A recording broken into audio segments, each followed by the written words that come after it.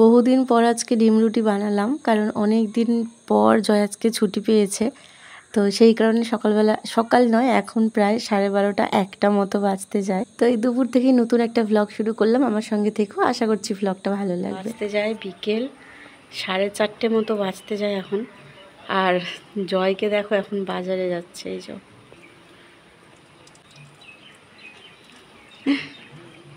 আমরা সারাদিন কিচ্ছু খাওয়া দাওয়া করিনি, সেই যে ডিম টোস্ট খেলাম, তো সেই থেকে আমরা শুধু মুভি দেখছি আর শুয়ে শুয়ে ল্যাদ খাচ্ছি বিছানার পড়ে পড়ে।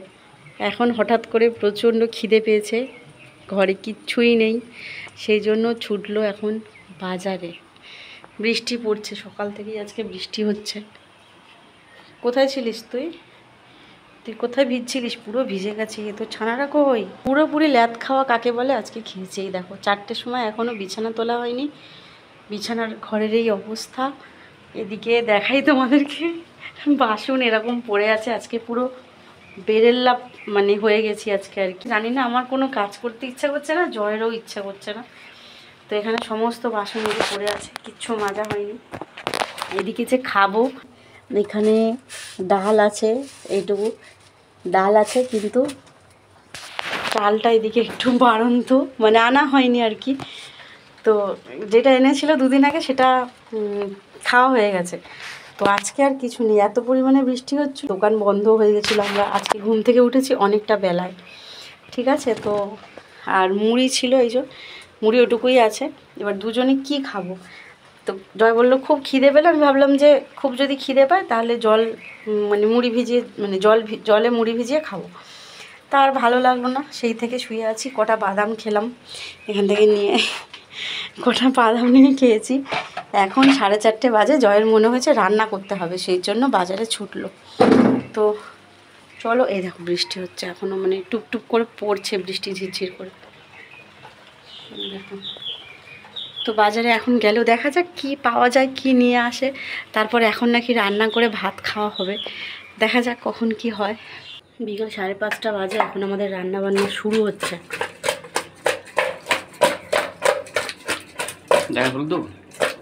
না লাগবে না। কি রান্না হবে এখন? শাক ভাজা, তারপরে ঝিঙে দিয়ে তেলাপিয়া মাছ নিয়ে এসেছে, এসে গেছে বাজার। সারা দুপুর না খাওয়া যে মানে কি বলবো, আজকে বুঝতে পারছি। সকালবেলা যদি রান্নাটা করতাম এতটা কষ্ট হতো না। আসলে ভেবেছিলাম সেদ্ধ ভাত করব, কিন্তু চালের জন্য করা হয়নি।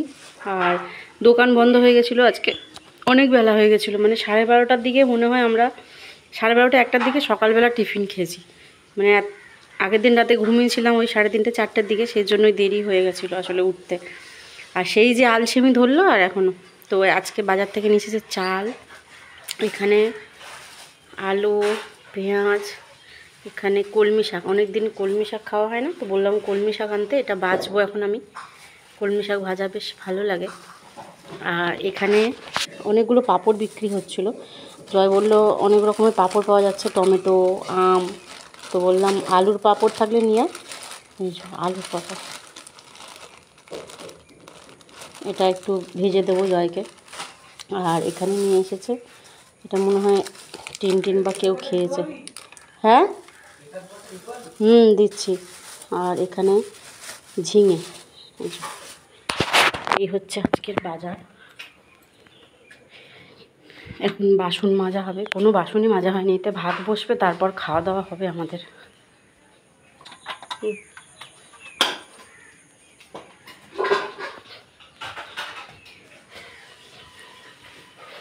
তো চলো আর দেরি না করে চটপট করে শাকটা বেছে ফেলি। জয় যতক্ষণ মাছগুলো ভাজুক, মাছ ভাজা হয়ে গেলেই শাক ভাজাটা বসিয়ে দেবো। ওটা চাল ধুয়ে ভাত বসাতে হবে, এটাই তো ভুলে গেছি। এদিকে আমাদের তেলাপিয়া মাছ এনেছিলাম, তো একসাথে অনেকগুলো করে দিয়ে এই যে ভাজছি। 1 রাউন্ড ভাজা হয়ে গেছে, উল্টানো হয়ে গেছে। অনেকটা টাইম লেগে যাবে, কারণ 1 কেজি মাছ। হ্যাঁ, কমে তো পেয়েছি অবশ্যই, কারণ আমাদের এখানে একটা মার্কেট আছে, অনেক কমই মাছ পাওয়া যায়, অনেক কম দামে। হ্যাঁ, ও আমাকে চেন, ওর থেকে আমি মাছ নিই। এরকম একটা হ্যাবিট আছে, আমি যেখান থেকে কোনো জিনিস নিই ওই জায়গা থেকেই নিতে থাকি। তাতে কী হয় না, একটা কী বলবো, বন্ডিং বাড়ে দোকানদারের সাথে।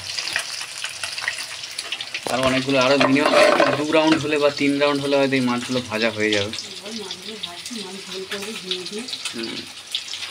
বাজার থেকে ঝিঙে এনেছি, ঝিঙে দিয়ে পাতলা তেলাপিয়া মাছের ঝোল হবে, আর হবে কলমি শাক ভাজা। আর হ্যাঁ, এইটা দেখতে পেলাম, তোমরা অনেকেই কম বেশি এটাকে চেনো, অনেক জায়গাতেই পাওয়া যায় বিভিন্ন ফ্লেভারের পাঁপড়। মানে বলে ফ্লেভারে, আদৌ জানি না সেই ফ্লেভার কি আসল কিনা, কালার। আলু, তারপর কুমড়ো, ধনেপাতা, টমেটো, অনেক রকম ছিল, কাঁচা আম। এটা আলু। এটা নিজেরই আমার খুবই পছন্দের একটা পাঁপড়। তো এটা আজকে ভাজা হবে ভাতের সাথে খাওয়ার জন্য।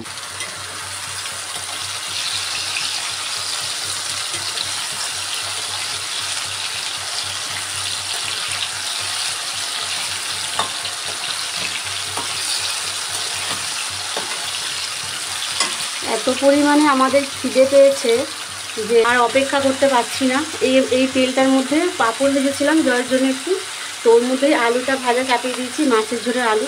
আর জয় না আলুগুলো না একটু বড় বড় করে রেখে ফেলেছে, দেখো অনেকটা বড় বড়। আমি একটু ছোটো ছোটো আলু দিই মাছের ঝোলে, যাতে করে তাড়াতাড়ি হয়ে যায়, কিন্তু জয় বুঝতে পারিনি একটু বড় বড় করে ফেলেছে আলুগুলোকে, ওর জন্যই ভাজতে হচ্ছে।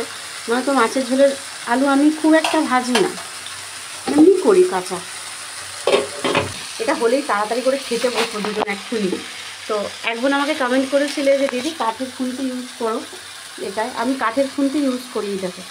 কিন্তু মাঝে মধ্যে কী হয়, যেই রান্নাগুলো একটু ওলট পালট করে করতে হয়, বা মানে আমি না এই এত মোটা খুন্তি মানে ধরতে পারি না। দেখেছো কত মোটা খুন্তিটা, একটু পাতলা কাঠের খুন্তি হলে ভালো হতো, কিন্তু আমি তো বুঝতে পারিনি, এটা কিনে নিয়েছি একটু মোটা। এটা দিন আমি ঠিক জিনিস মানে মাছ ভাজা বলো কিছু উল্টাতে পারিনি। এর মধ্যে এখনও একবার আমি মাছ ভাজিনি, আমি জানি না এটা দিয়ে পারবো কি না উল্টাতে, ওই জন্য ভাজা হয়নি। আর স্টিলের খুন্তিটা যখন আমি ইউজ করি এর মধ্যে, এই স্টিলের খুন্তিটা, তখন আমি একটু ধীরে সুস্থেই ব্যবহার করি। খুব একটা প্রেশার দিই না, একদমই হালকা করে, দেখো ওপর থেকে শুধু আমি একটু নাড়াচাড়া করে দিই, আর কিচ্ছু না। শুধু এভাবে একটু নাড়াচাড়া করি, মানে খুব একটা চাপ দিই না, যাতে কড়াইতে না লাগে খুব একটা, সেভাবেই করি। এই যে এটা হয়ে গেছে, এবার এটা অফ করে দিই। আলুটা ভাপে ভাপে একটু সেদ্ধ হয়ে যাবে, তো এই কারণে কাঠের খুন্তিটা ব্যবহার করি না, কারণ একটু মোটা তো আমার অসুবিধা হয়, এই কারণেই আর কিছু না। চেষ্টা করবো একটা পাতলা খুন্তি নেওয়ার, তুমি ঠিকই বলেছো, একটা পাতলা খুন্তি ব্যবহার করার চেষ্টা করবো, কিনে আগে, তারপর ওটা দিয়ে রান্না করবো। এখানে শাক ভাজাটা প্রায় হয়ে এসেছে, আর একটুখানি নাড়াচাড়া করলেই হয়ে যাবে।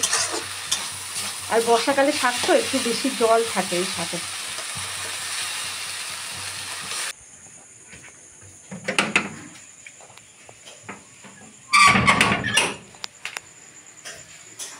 এইমাত্র বাজার থেকে এসেছি, বেশি হয়নি, 1 ঘন্টা আগে।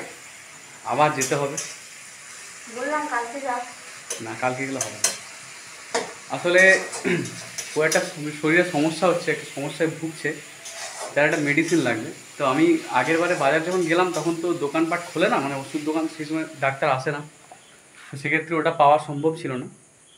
তাই জন্য এখন বাজে 7:30, এখন যাব, গিয়ে ওষুধটা নিয়ে আসবো, কারণ কিছুদিন যাবো ওর ওটা প্রবলেমটা হচ্ছে।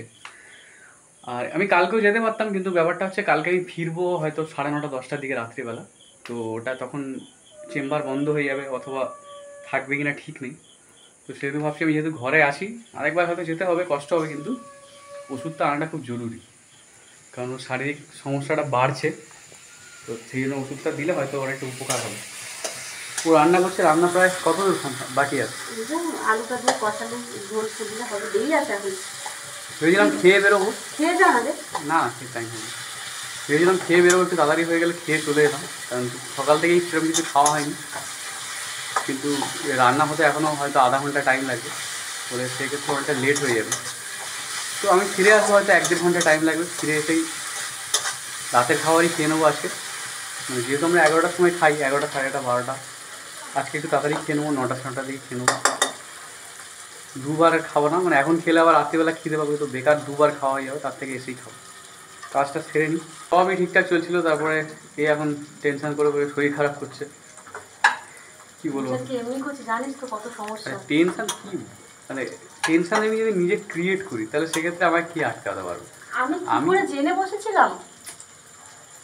আমি বলেছি, আরও ওর অনেক ওয়েল উইসার যারা আছে তারা বলেছে যে যিনি কাজটা করিস না, ও দয়ার শরীর নিয়ে কাজটা করেছে, তারপরে অবস্থা এখন ভুগছে, এখন প্রতি মোমেন্টে ভুগছে। শুধু এটা নয় যে কিছু হচ্ছে না মানে যে মানুষের মেন্টালিটি ঠিক থাকে, সেরকম কোনো ব্যাপার না। কারণ এমন কিছু ঘটে যায় যে কিছু মানুষকে দেখলেই একটা মনের মধ্যে একটা অস্বস্তি বোধ চলে আসে, সেটার ফিলিংসটা আরও মানে বিচ্ছিরি আর কি। তো সেটাই ও এখন ভুগছে। আমি তো সারাদিন থাকি না, যা ফেস করতে হবেই করতে হয়, সাফার তো করতেই হবে। এদিকে ভালো করে ব্লগ করতে পারছি না। সমস্যা হচ্ছে না, ওয়াশরুমের কথা বলতে। সমস্যা সব খুবই, এটা মানা যায়, এটা মানে বিচ্ছিরি ব্যাপার। এই সমস্যার কোনো সমাধান নেই, আপাতত মনে হচ্ছে মানিয়ে নিতে হবে, কিছু করার নেই। যাই হোক, ভালো করে ব্লগও করতে পারছি না, ভয়েস ওভার দেওয়ার প্রবলেম হচ্ছে, কিছু করার নেই, এটা হবে। মানে যদি একটুখানি আন্ডারস্ট্যান্ডিং থাকতো একটা আলাদা ব্যাপার, কিন্তু এখানে ব্যাপারটা হচ্ছে যে যার মতো পেছন লাগার একটা ব্যাপার চলছে, সেক্ষেত্রে আরও সমস্যা হয়েছে ব্লগ ফগ করা। কিছু কারণ এগুলো নিয়ে মানিয়ে নিতে হবে, কারণ ঝামেলা করার মানুষ আমরা নই। যতক্ষণ না মানুষ আমাদের 3 থেকে 4বার আমাদেরকে হিট করবে, ততক্ষণ আমরা ঘুরে কথা বলি না, আর তারপরে বলি। কিন্তু এখানে দেখছি যে সেখানে লাভ হচ্ছে না, কারণ কিছু মানুষের ভেতরটাই মানে তাদের মানসিকতাটাই এরকম, তার সাথে মানে তার প্রথম থেকে এটা ইনবিল্ড ব্যাপার, এটা তার সাথে লড়া সম্ভব নয়। আমরা তো পারবোই না, আমি তো পারবোই না। ও তাও লড়েছে, আমি ওর পাশে থাকতে পারিনি খুব একটা। জানি না কী হবে, এখন সময়ের সাথে তাল মিলিয়ে দেখতে হবে। তোমরা তো ওকে চেনো অনেকে প্রথম থেকেই, যে ঝুগড়ো টাইপের নয়, প্রথম থেকে নিজের মতোই থাকে, অত কারোর সাথে কথাবার্তা বলে নেই। তোমার এই ব্লগ নিয়ে, ওয়াইটি নিয়ে, এইসব নিয়ে থাকে। তো এরকম ঘটনা ঘটবে ও নিজেও ভাবতে পারেনি।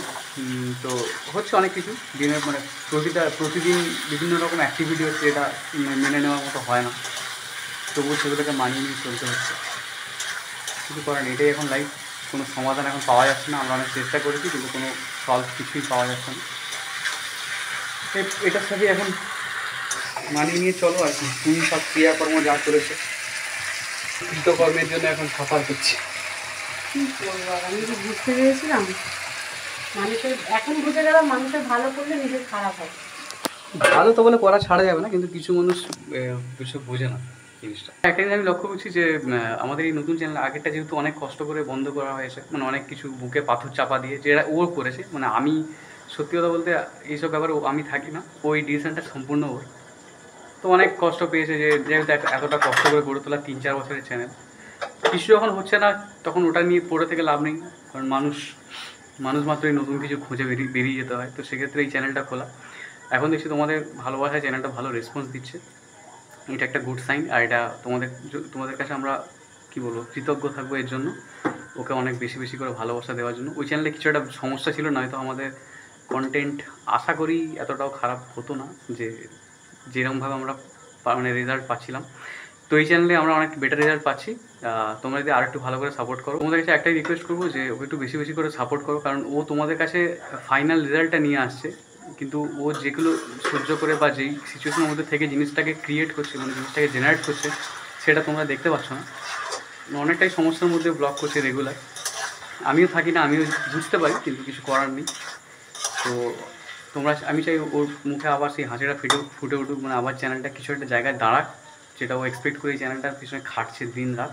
তোমরা একটু সাপোর্ট করো, আর কী বলবো, একটু সাবস্ক্রাইব করো, ভিডিওগুলোকে লাইক করো ভালো লাগলে। তুই এখন আসতে পারিস না, সবাই তো তোকেও দেখতে চায়, একসাথে খাওয়া দাওয়া করতাম আগে, সেগুলো তো দেখতে চায় সবাই। কাজের জায়গা মানে আমার স্থান একই থেকে গেছে, কিন্তু চাপ বেড়ে গেছে, জার্নি বেড়ে গেছে, উন্নতি হয়নি, এক জায়গাতেই আছি, কিন্তু চাপ অনেক বেড়ে গেছে, এটা হচ্ছে সমস্যা। এখন আরও সকালে যায় আরও রাতে আসে। হ্যাঁ, ওই আর কি, মানে জার্নি টাইমটা অনেকটা বেড়ে গেছে, সেক্ষেত্রে আমি সময় দিতে পারি না। তবু যতটা চেষ্টা করি আসি। চলো, তোমরা বেশি বেশি করে সাপোর্ট করো। মাছের ঝোল আমার এদিকে জল দিইনি এখনও, ঝিঙে মানে আলুটা আগে কষিয়ে নিয়েছিলাম, টমেটো আলু, তো ঝিঙেটা দিলাম এই কিছুক্ষণ হলো। এবার একটু নাড়াচাড়া করে আর জল দিয়ে দেবো।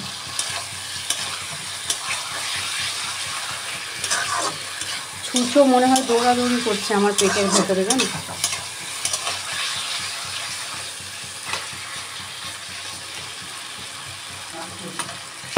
আয় সাবধানে আয়। একটু ভাত খেয়ে যেতে পারতিস, খিদে পাচ্ছে না তোর? এই তো বললি খিদে পেয়েছে রান্না করতে করতে, আবার খিদে চলে গেল। অটো পাবি এখন, সাবধানে যাস। ওষুধের এটা নিলি না?